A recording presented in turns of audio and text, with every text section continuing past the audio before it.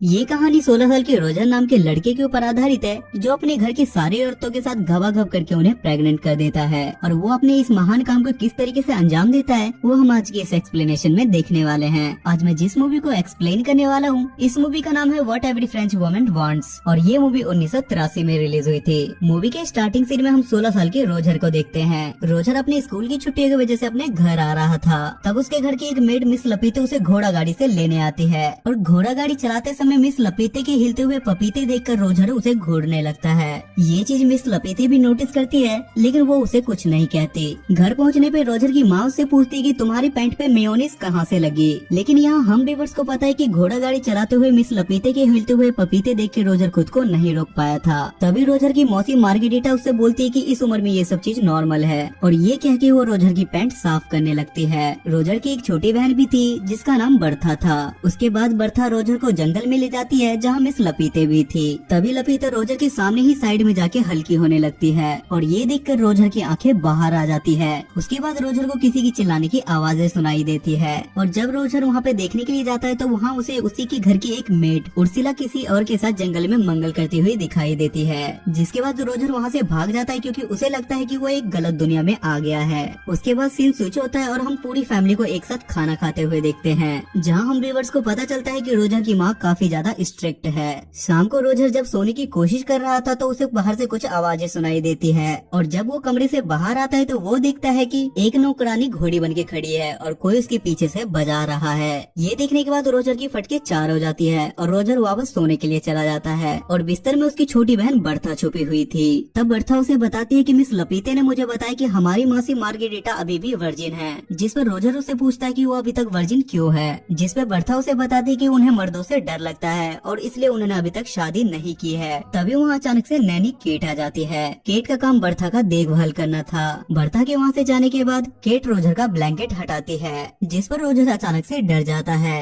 क्योंकि रोजर का पप्पू खड़ा हो गया था और उसे देखने के बाद केट भी उससे थोड़े बहुत मजे ले लेती है। अगले दिन बर्था रोजर को एक नदी के किनारे ले जाती है जहाँ उसके घर की सारी मेड नहाते नहाते एक दूसरे से अपना सीक्रेट शेयर कर रही थी। बर्था और रोजर अपने घर के 4 मेड को चुपके से देख रहे होते हैं। तभी नदी के किनारे के पास 3 नमूने आ जाते हैं और ये तीनों भी रोजर के घर में काम किया करते थे और वो तीनों अपना पप्पू बाहर निकल के उन मेड्स के सामने ही हल्के होने लगते हैं और वो अपना स्पाइडरमैन उन मेड्स को दिखाने लगता है। तभी उर्सुला बोलती है कि तू शेर तो मैं सवा शेर हूँ और उर्सुला उन तीनों को अपना पिछवाड़ा दिखाने लगती है और उसके पिछवाड़े के दर्शन बर्था और रोजर पेड़ के पीछे चुपके से कर रहे होते हैं। अगले सीन में रोजर की बड़ी बहन एलिसा अपने पापा के साथ आती है और सब लोग उसका वेलकम करते हैं। एलिसा आते ही सब लोगों से गले मिलती है लेकिन जब रोजर की बारी आती है तो वो उसे फोरहेड किस करके वहाँ से चली जाती है जिस पर रोजर सोचता है कि मेरे अंदर कांटे लगे थे क्या। तभी बर्था रोजर को एक चर्च में ले जाती है जहाँ दोनों छत पर छिप जाते हैं। तभी वहाँ मार्गेरिटा आती है और वो चर्च के पादरी से अपनी सारी बातें बताने लगती है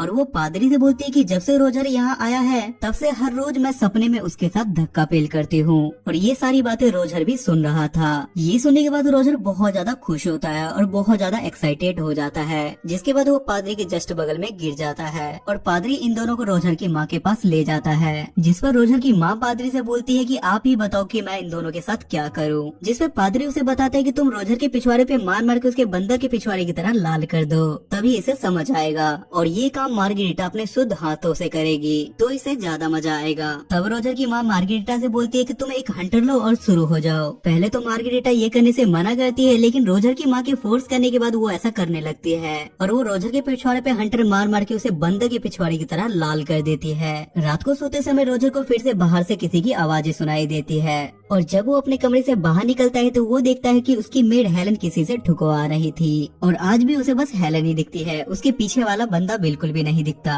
लेकिन इस बार रोजर अकेले इस नजारे का मजा नहीं ले रहा था बल्कि मिस्टर फ्रैंक भी ये सब कुछ देख रहे थे। तभी वहाँ अचानक से रोजर के पास उर्सुला आती है और वो उसे बोलती है कि आओ मैं तुम्हारे पिछवाड़े में मूव लगा दूं। इतना मार खाने के बाद दर्द भी तो बहुत ज्यादा हो रहा होगा जिस पर रोजर उसे ऐसा करने से मना कर देता है। उसके बाद रोजर उसे पूछता है कि हर रात हेलन को कोई पीछे से बजाता है, क्या तुम्हें पता है कि वो बंदा कौन है? जिस पर वो रोजर से बोलती है कि ये हम मेट का टॉप सीक्रेट है। तब रोजर को ख्याल आता है कि उसने अकेले इस शो को नहीं देखा था, बल्कि मिस्टर फ्रैंक भी इस शो को एंजॉय कर रहे थे। जिसके बाद रोजर सीधा मिस्टर फ्रैंक के पास जाता है, जहाँ मिस्टर फ्रैंक दूरबीन से मियां खलीफा को देखने की ख्वाहिश में पैंट में हाथ डाल के अपने स्पाइडरमैन को तसल्ली दे रहे थे। और रोजर के आते ही मिस्टर फ्रैंक वहाँ से चले जाते हैं। तब रोजर भी दूरबीन से देखने लगता है और उसे नीचे दो शादीशुदा एलियन एक साथ कुत्ता डांस करते हुए दिखाई देते हैं। तब रोजर को समझ में आता है कि मिस्टर फ्रैंक अपने स्पाइडरमैन की मसाज क्यों कर रहे थे। अगले दिन रोजर को एक किताब मिलती है जिसमें द ग्रेट सनी लियोनी की कहानियाँ थी और रोजर उस किताब को बड़ी शिद्दत से छुपा लेता है और जाते वक्त उसे अपने मॉम डैड के कमरे में से घर घर खेलने की आवाजें सुनाई देती है और रोजर उसे लो वाली छेद से देखने लगता है। लेकिन तभी उसे पीछे से एलिसा का फियांसे रोलांड उसे देख लेता है और वो रोजर को धप्पा कर देता है, जिस पर रोजर उससे रिक्वेस्ट करता है और बोलता है कि तुम प्लीज इस बात को किसी को मत बताना। इस बात में रोलांड भी इस मौके का फायदा उठाता है और वो रोजर से अपनी गाड़ी साफ करवाता है। अगले दिन रोजर घोड़ा गोदाम में वही किताब पढ़ रहा होता है जिसमें सनी लियोनी की सफलता की कहानी लिखी हुई थी और वो पढ़ने के साथ साथ वो अपने पप्पू को भी मसाज दे रहा होता है। लेकिन तभी वहाँ अचानक से थारा भाई जोगिंदर का फ्रेंच वर्जन आ जाता है और वो मौका देखते के साथ ही हेलन को खिड़की में आधा अंदर और आधा बाहर फंसा देता है और वो बाहर जाके साइड से हेलन की गैलन में पानी भरने के लिए जाता है। तभी हेलन की नजर रोजर पे पड़ती है और वो उससे हेल्प मांगने लगती है और जैसे ही रोजर उसकी मदद करने के लिए जाता है तो हेलन उसे बोलती है कि रुको जरा, सबर करो और गैलन में पानी भरने दो। तभी रोजर बाहर निकल के देखने के लिए जाता है कि हेलन की गैलन में पानी कौन भर रहा है, लेकिन तब तक जोगिंदर भाई अपना काम कर चुके थे।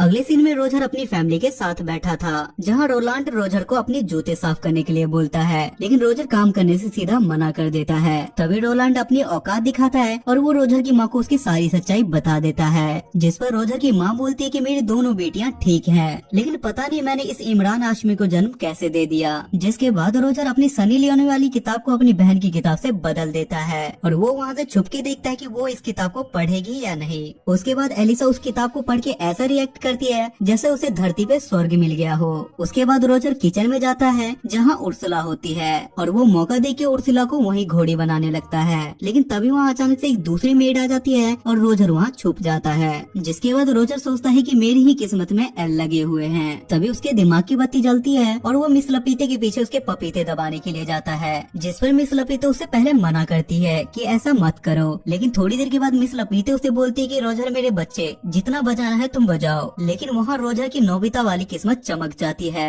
और बाहर कोई जर्मनी और फ्रांस के बीच में जंग का ऐलान कर देता है और सबको पता चलता है कि जर्मनी ने फ्रांस से जंग का ऐलान कर दिया है। अगले दिन सब लोग युद्ध में जाने की खुशी मना रहे होते हैं, लेकिन रोजर की हालत ऐसी होती है जैसे उसने ढिंढोरा की लॉटरी जीत ली हो। लेकिन फ्रांस में एक नियम था कि वार में जाने से पहले वो सब लोग अपनी बीवी को टीवी के सामने घोड़ी बनाएंगे, जिसके बाद रात में सब लोग अपनी बीवी को जंगल में ले जाके उसकी बजाने लगते हैं। जिस पर रोजर सोचता है कि ये बस आज रात की चांदनी है और इसके बाद तो इनकी पिक्चर मैं ही बनाऊंगा। सबके युद्ध में जाने के बाद सारी लेडीज अकेली थी और रोजर सबसे पहले उर्सुला के पास जाता है जहाँ वो उसे ले दे के घोड़ी बना ही देता है और वो उर्सुला से ये भी बोलता है कि मुझे तुमसे प्यार हो गया है।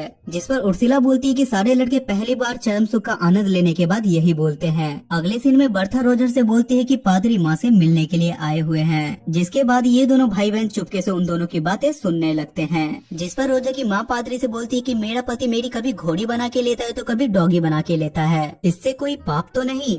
जिस पर पादरी बोलता है कि नहीं, वो तुम्हारा पति है, वो तुम्हारी घोड़ी बना के ले या तुम्हारी डॉगी बना के ले, इसमें कोई दिक्कत नहीं है। लेकिन तभी रोजर की माँ रोजर को देख लेती है और वो बिना देर किए बाहर आ जाती है। अगले दिन बर्था की नैनी केट हमें दिखाई जाती है और वो नदी किनारे बैठ के अपनी जुल्फे सवार रही थी, लेकिन तभी वहाँ रोजर भी आ जाता है और वो पानी में जंगली सुअर की तरह तैरने लगता है। पहले तो रोजर केट से मजे लेता है, लेकिन जैसे ही वो देखता है कि वो भी राजी है तो वो मौके पे चौका मार देता है और वो दोनों वहीं पे घबाघब करने लगते हैं। अब रोजर पूरी तरीके से अल्टीमेट हरामी बन चुका था, जिस पर रोजर सोचता है कि अब सारी औरतों का मटका मैं ही फोड़ूंगा। और अगले दिन रोजर का बाप छुट्टी लेके वहाँ आ जाता है और रोजर देखता है कि मार्गरेटा और केट उसके माँ बाप को घर घर खेलते हुए देख रहे हैं, जिस पर रोजर उनसे बोलता है कि तुमसे ना हो पाएगा और ये बोल के वो वहाँ से घर में चला जाता है। ये देखकर उसके माँ बाप हैरान हो जाते हैं और रोजर को वहाँ से भगाने लगते हैं। जिसके बाद मार्गरेटा अपने कमरे में सोने के लिए चली जाती है, लेकिन रोजर उसके कमरे में उसे धप्पा कर देता है और उससे पूछता है कि क्या तुम अभी तक वर्जिन हो,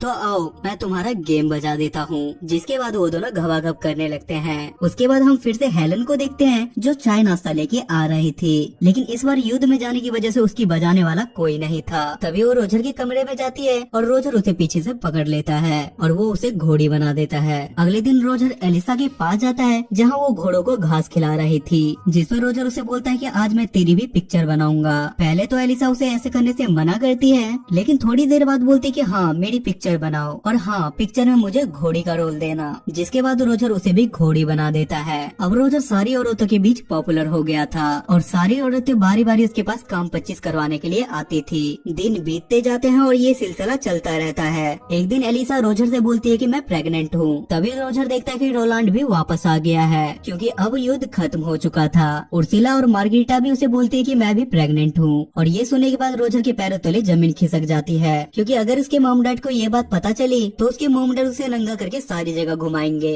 तभी रोजर उर्सुला से बोलता है कि एक नेल पॉलिश लेके आओ और वो उस नेल पॉलिश को एलिसा के बेड पे लगा देता है और बोलता है कि तुम कुछ भी करके रोलांड के साथ घबाघब कर लेना, जिससे रोलांड को लगे कि एलिसा अभी भी वर्जिन है। उसके बाद वो अपनी मासी से बोलता है कि आप फ्रैंक से शादी कर लो, वो आपको बहुत ज्यादा पसंद करता है। और ये सुनने के बाद वो दोनों शादी के लिए मान जाते हैं। उसके बाद रोजर उर्सुला के पास जाता है और उसे शादी के लिए प्रपोज करता है, लेकिन उर्सुला उसे मना कर देती है क्योंकि वो पहले से किसी और को पसंद करती थी। उसके बाद तीनों औरतों की शादी हो जाती है और रोजर के कांड के बारे में किसी को काने कौन खबर नहीं होती। और उसी रात रोजर फिर से हेलन के साथ घबाघब करता है और अगले दिन हेलन उसे बताती कि मैं भी प्रेग्नेंट हूँ। लेकिन अब रोजर की स्कूल की छुट्टियां खत्म हो चुकी थी, इसलिए वो उससे बोलता है कि मैं तुम्हारे लिए भी एक अच्छा सा पति ढूंढ लूंगा। जिसपे हेलन बोलती है कि तुम इसकी टेंशन मत लो क्योंकि मैंने सब लोगों के साथ घबाघब किया है और मैं इस पे किसी का भी नाम लगा सकती हूँ। उसके बाद रोजर अपने पापा के साथ खुशी खुशी वहाँ से चला जाता है और ये मूवी यहाँ खत्म हो जाती है।